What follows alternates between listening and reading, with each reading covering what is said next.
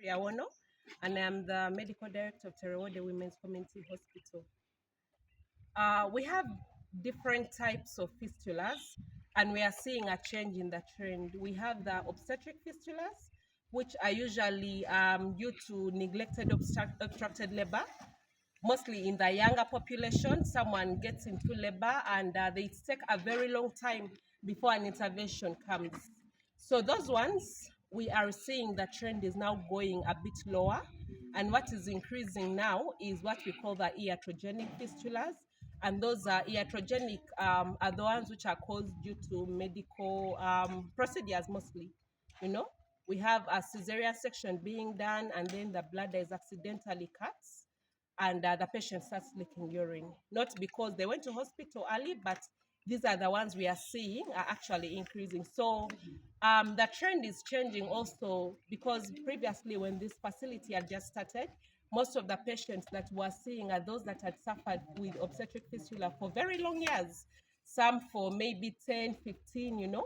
But right now, the trend we are also seeing is that most of the majority of the patients that are coming within the first year, even actually the biggest majority, the first 6 months of getting the injury of starting to leak urine, they are accessing care earlier, which tells us something about this information being out there.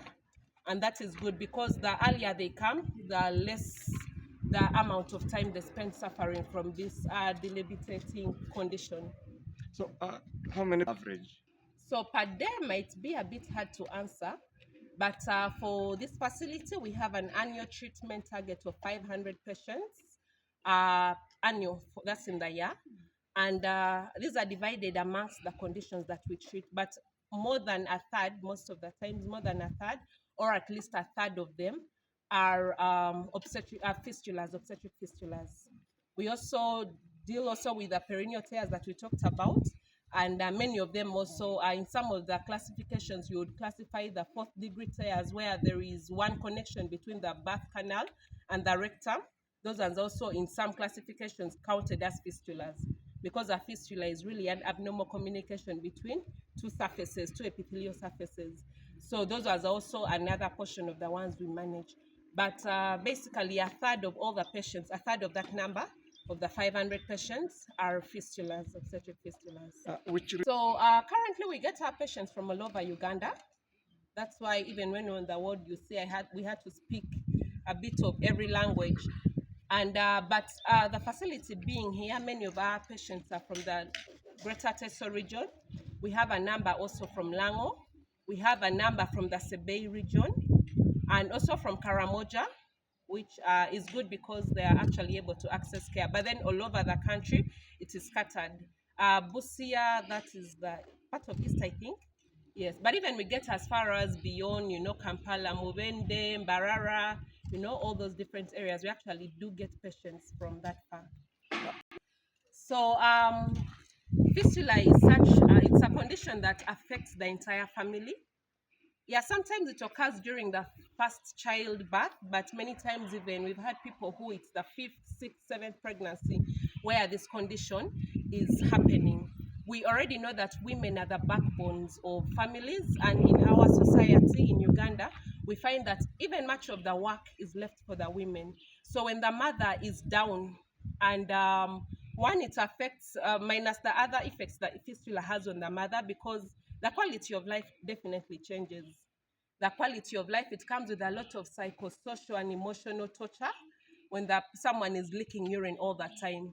There are cost implications because you have to be washing literally every day. You have to wash the clothes you try to put on the bed and on yourself to try and prevent the urine from coming. Socially, you're affected. You can no longer be a part of many social gatherings because society is not kind. If they are getting a smell of urine, they are going to say something is smelling, and then they start abusing, sometimes saying, you know, you don't know how to take care of yourself, you're smelling urine, you're a big woman, not knowing that this is a complication of childbirth. So society is not kind. And then marriage, it affects marriage. And I can't say it's understandable, but many men leave their wives when they start leaking urine. Because, I mean, if you're a married couple, you're sharing a bed, constantly the bed is going to be wet. And it will not only be where you're sleeping, it will be the entire bed. Maybe they might have to share and sleep in a different room and all. But now the other things like conjugal rights and all, many men, unfortunately, are cowards. They will run from such a woman. They will run from such a woman. And it's not like because the woman has lived with this for such a long time. Recently, I had someone who had it for just 3 months. No, actually, the baby was less than 3 months, just a month after birth. And the man's father told him that, oh, I don't think she's going to be able to have a child again for you. And immediately he brought another wife, yet she was accessing care. This is a period of 3 months after giving birth to their third child. So fistula affects in so many different ways, even socioeconomically. Some people who are farmers, or rather who are like a business people, you're not going to go and sell in the market when you're smelling urine. And like I had said, many people, they know when they drink less, that's less urine leaking. Unfortunately, it's more smell of that, it becomes more concentrated. And that little which is coming gets infected and smells a lot. So there is no way you can even be away from, you can be in people with such a situation. On top of the physical changes of the urine burns when it's very concentrated. So many of them will have wounds. Some of them will fail to walk because they isolate themselves, will be in one house, folded in one place. There's what we call contractures. And even they are walking, and as well as nutrition many times is affected because they are not able to get enough food because they're not working. So they only survive on what is being brought like to them. Okay, finally from me. So to the public, one, much as I said the iatrogenic fistulas are increasing, these obstetric ones are still there. So one, for every pregnant woman, you need to make sure you are attending your antenatal care from a facility that can handle.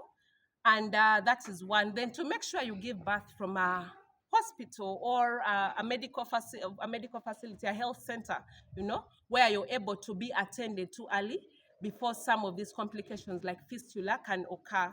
So for those already suffering with fistula, I want all of us to be ambassadors. Let it be known out there that it is a condition that is a complication of childbirth, but there is treatment, there is cure, at least for most of the cases. So instead of shunning these people away, let us reach out to those people in our societies who are actually suffering from fistulas. To the men, we need to be much more supportive of our wives throughout their pregnancies, during antenatal, during childbirth, and even after, in case any of them gets any of these conditions. So it's a community effort, and some of these people you will not find them in churches. So just saying, announcing in churches and all might not get down because many of them are already isolated. So let it just be a community effort for us to be able to fight and eliminate fistula in Uganda. Thank you very much.